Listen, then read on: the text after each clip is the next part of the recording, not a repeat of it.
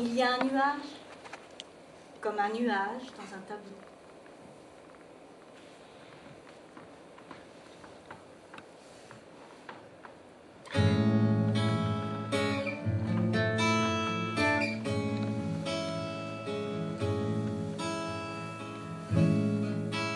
Pascale Dumoulin, bonjour. Vous êtes comédienne, metteur en scène, directrice artistique et à l'origine de la compagnie Méli-Malo, créée en 2001 à Pont-l'Abbé, avec Brigitte Légal et Laurent Drouet. Alors c'est une compagnie de théâtre pour les tout petits spectateurs de 6 mois à 5 ans et vous présentez aujourd'hui Autre Escale, votre 4e création, Dis-moi Nina. Alors racontez-nous ce qui vous a poussé à créer comme ça des spectacles spécifiques pour un si jeune public, Pascale ? En fait, c'est une belle rencontre. Avec Brigitte, déjà, on faisait du théâtre toutes les deux depuis plus de 10 ans. Donc il y avait déjà une réelle complicité entre nous. Brigitte a eu un petit bébé qui s'appelait Malo, d'où la compagnie Méli-Malo, parce qu'il y a Amélie, ma fille, Malo, enfin voilà. Et puis Laurent Drouet, lui, était déjà bien connu dans le milieu des tout-petits pour tout ce qui était musical. Et on a fait un pari, un peu comme ça, pour le fun, de faire un spectacle qui s'appelait Pomme. Et puis il y a eu une rencontre aussi, enfin déjà pour Pomme, avec Tréteau Théâtre de Quimper, qui nous ont boosté un peu et qui nous ont professionnalisés. Et on a créé notre 2e spectacle qui s'appelait Sable. Alors pour les tout petits, parce qu'il y avait ce bébé, parce que aussi on s'est aperçu que c'était le début de la création pour les tout petits. À ce moment-là, enfin ça avait 20, 30 ans, c'était pas beaucoup, et que ça nous plaisait en fait d'avoir une recherche artistique dans ce domaine.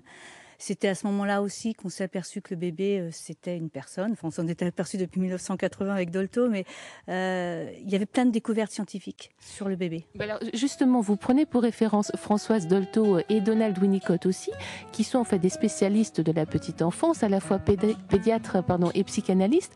En quoi les textes de ces spécialistes vous aident dans votre conception de spectacle ? Il n'y a pas que, il y a beaucoup de recherches qui sont faites sur les bébés depuis un moment, même depuis 4-5 ans, où on s'est aperçu, vous vous rendez compte qu'avant on pensait que le bébé il souffrait pas, par exemple. C'est quand même incroyable. Il y a des choses comme ça, et maintenant on se rend compte que dès le départ ils ont des émotions. Donc pour moi ils sont à part entière, voire ils comprennent plus de choses que les adultes, puisqu'ils captent des informations. Ils en captent 100 à la minute et nous on en capte 60. C'est pareil au niveau du son. Ils entendent beaucoup plus de choses que nous. Donc c'est parfait pour nous. Ils voient beaucoup de choses, ils entendent beaucoup de choses. C'est un public parfait pour des acteurs et des musiciens. Allume.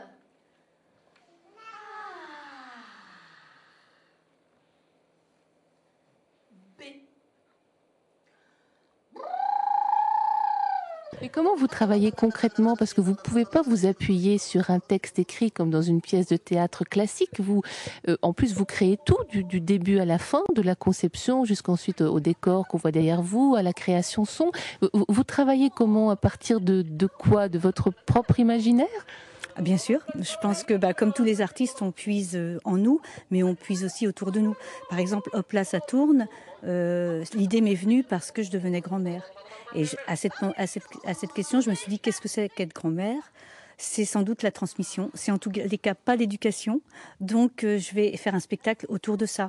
Et puis après, on essaye d'aller chercher les sensations qu'on a eues, qu'on a sans doute oublié, puisqu'ils n'avaient pas de mots. C'est la question à 1 000 €, ça, de savoir comment on fait pour créer.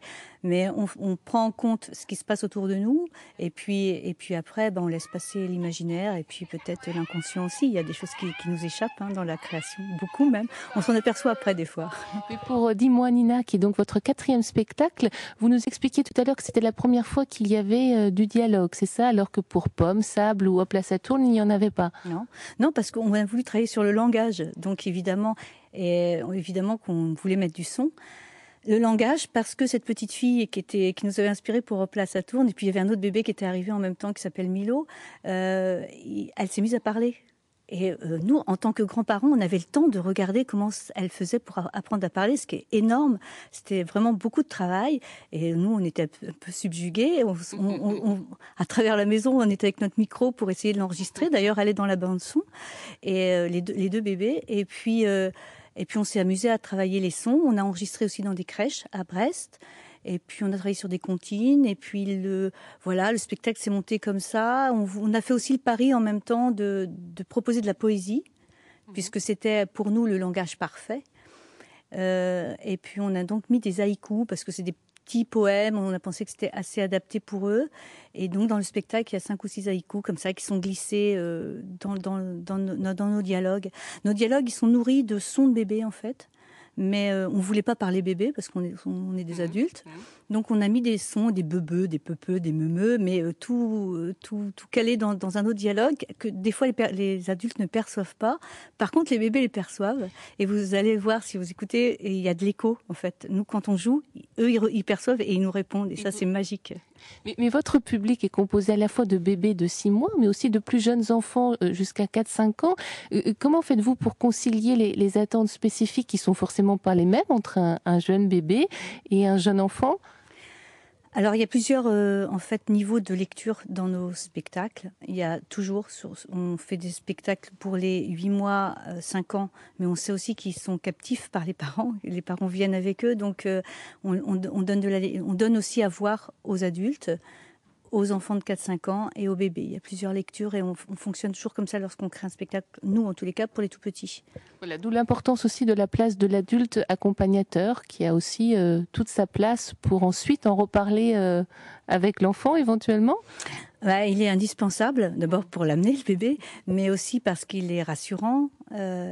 Et aussi, c'est lui qui va dire à son bébé, sans en parler, mais juste en fusion ou par le contact, t'inquiète pas, ça va être bien. Et moi, je suis très contente d'être là. Parce que si ça se passe pas comme ça, le bébé il se dit, tiens, elle est angoissée, qu'est-ce qui se passe? C'est pas bien pour moi. Voilà. Et on sent bien cette différence, nous, quand on est sur le plateau, s'ils ont été préparés ou pas.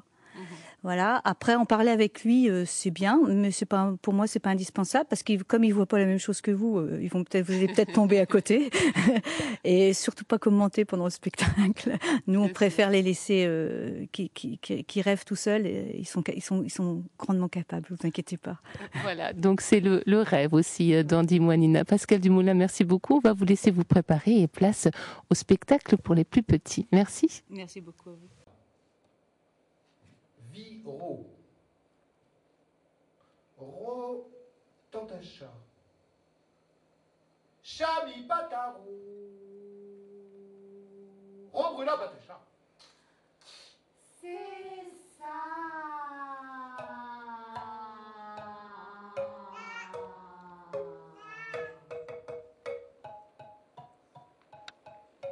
Mais si Ro, brûla patacha, charemi pataro. Comme Ro fut froid. Si tant est que fut chat par le Ro qui fut froid, ne veut mettre pas tout dos, pas toucher Ro à moi.